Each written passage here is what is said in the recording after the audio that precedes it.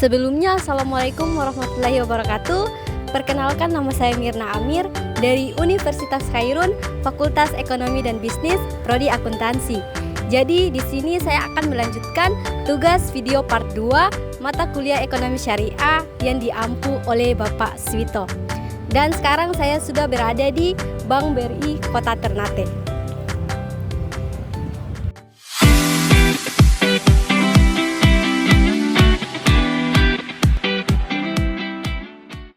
Jadi, perbankan syariah adalah sistem perbankan yang beroperasi berdasarkan prinsip-prinsip syariah Islam. Prinsip ini melarang aktivitas yang mengandung riba atau bunga, ghorar atau ketidakpastian, dan kegiatan yang bertentangan dengan ajaran Islam. Jadi, perbankan syariah di Indonesia telah berkembang pesat, terutama karena meningkatnya kesadaran masyarakat akan pentingnya keuangan halal yang sesuai dengan prinsip syariah Islam. Namun, meskipun telah menunjukkan pertumbuhan signifikan, sektor ini menghadapi berbagai tantangan yang termasuk ada persaingan ketat dengan bank konvensional, regulasi yang masih cenderung berbasis sistem keuangan konvensional, dan kurangnya edukasi masyarakat terkait keunggulan produk syariah, dan yang terakhir minimnya sumber daya manusia yang memahami prinsip syariah.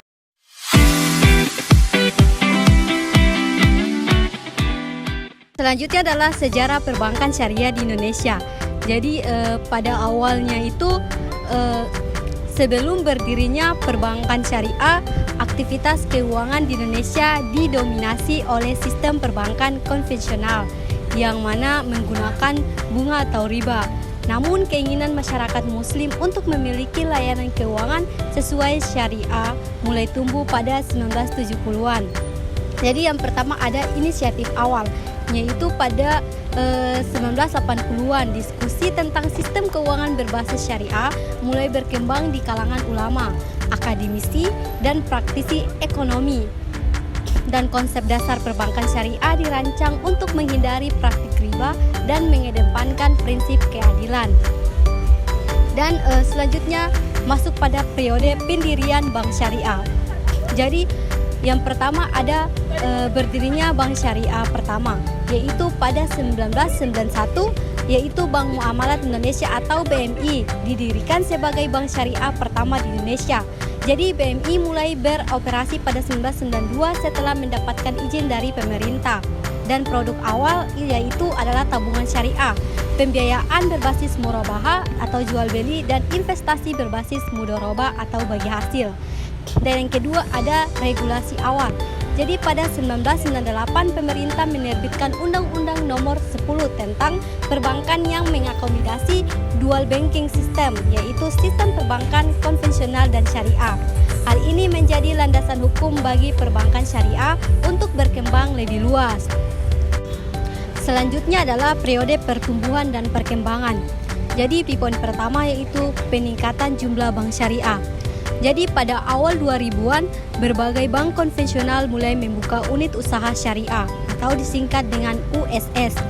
Contohnya itu Bank Mandiri Syariah, Bank Syariah Mega Indonesia, dan produknya itu seperti pembiayaan mikro dan tabungan haji mulai menarik minat masyarakat. Yang kedua ada regulasi yang lebih kuat. Jadi pada tahun 2008, pemerintah mengeluarkan Undang-Undang Nomor 21 tentang perbankan syariah yang memberikan landasan hukum lebih kuat untuk perbankan syariah. Dengan UU ini, perbankan syariah mulai diakui sebagai sistem keuangan utama yang berdampingan dengan perbankan konvensional. Ketiga adalah keterlibatan pemerintah. Jadi, di sini pemerintah mulai mendukung pengembangan perbankan syariah dengan menerbitkan sukuk, yaitu obligasi syariah, untuk membiayai proyek pembangunan.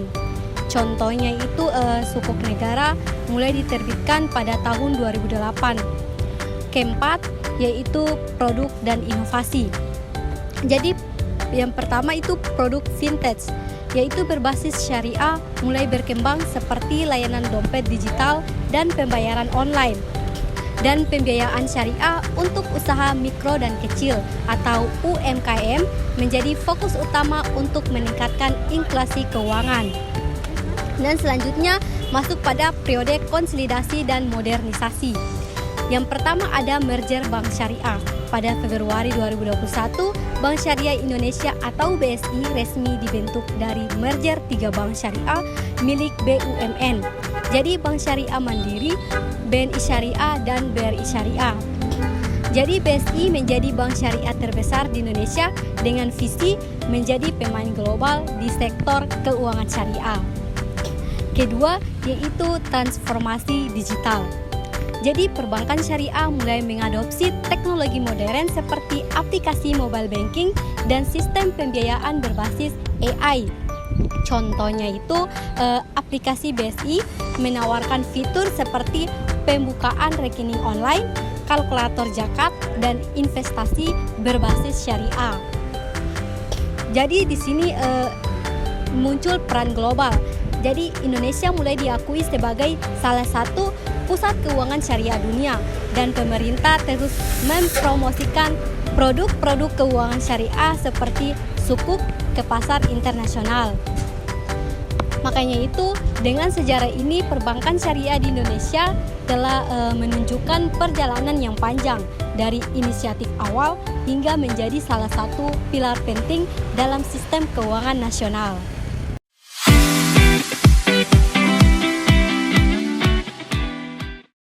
Prinsip dasar perbankan syariah. Jadi prinsip perbankan utama syariah berdasarkan hukum Islam yang melarang riba, yaitu sebagai bentuk bunga dalam transaksi keuangan. Gharar yaitu ketidakpastian dalam kontrak. Mesir adalah aktivitas yang bersifat spekulatif atau perjudian. Dan produk syariah harus berdasarkan transaksi nyata dan tekanan keadilan serta transparansi, yaitu sebagai berikut. Yang pertama ada murabaha, yaitu pembiayaan jual beli di bank mana membeli barang dan menjualnya kembali kepada nasabah dengan margin keuntungan yang disepakati. Dan mudharabah yaitu kerjasama bagi hasil, misalnya investasi proyek bisnis di mana bank memberikan dana dan pihak lain menjalankan usaha.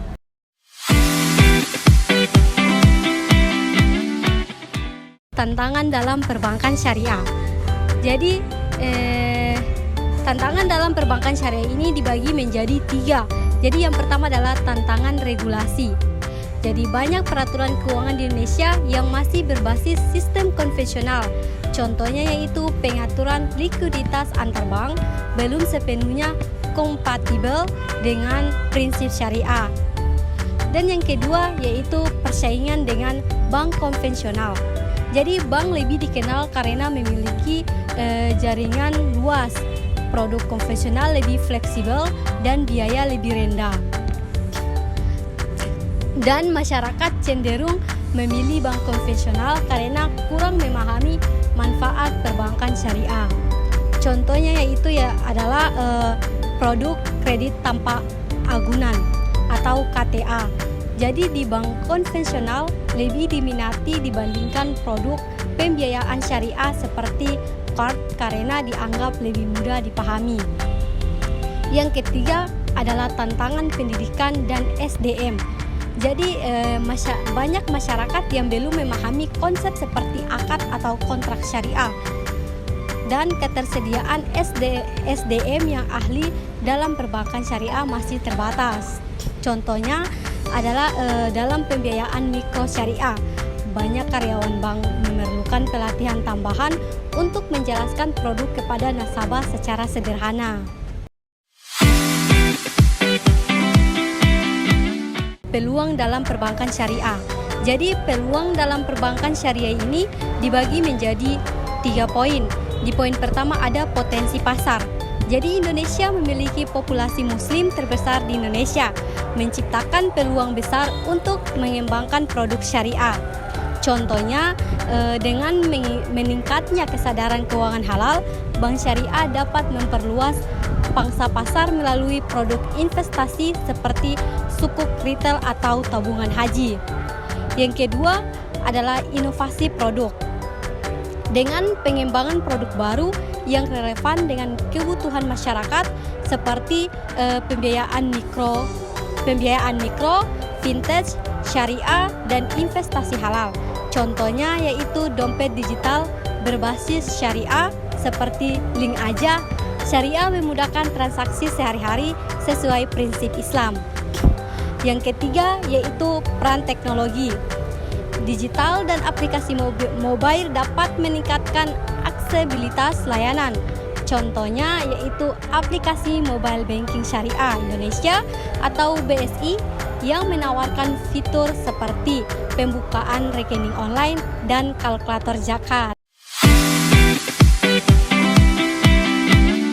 Jadi, kesimpulannya yaitu perbankan syariah memiliki potensi besar untuk berkembang di Indonesia, terutama dengan dukungan populasi muslim yang besar dan meningkatnya kesadaran akan pentingnya keuangan halal. Namun, untuk memaksimalkan peluang ini, sektor perbankan syariah perlu pertama yaitu mengatasi tantangan regulasi dan persaingan dengan bank konvensional. Yang kedua yaitu memperluas edukasi kepada masyarakat tentang keunggulan produk syariah. Dan yang terakhir yaitu melakukan inovasi produk dan memanfaatkan teknologi. Halo guys, jadi itulah penjelasan dari saya. Jangan lupa like, comment, share, and subscribe. Wassalamualaikum warahmatullahi wabarakatuh. Hands up high, we gonna touch the sky. It's a full-blown party, no time to be coy. We like enjoy.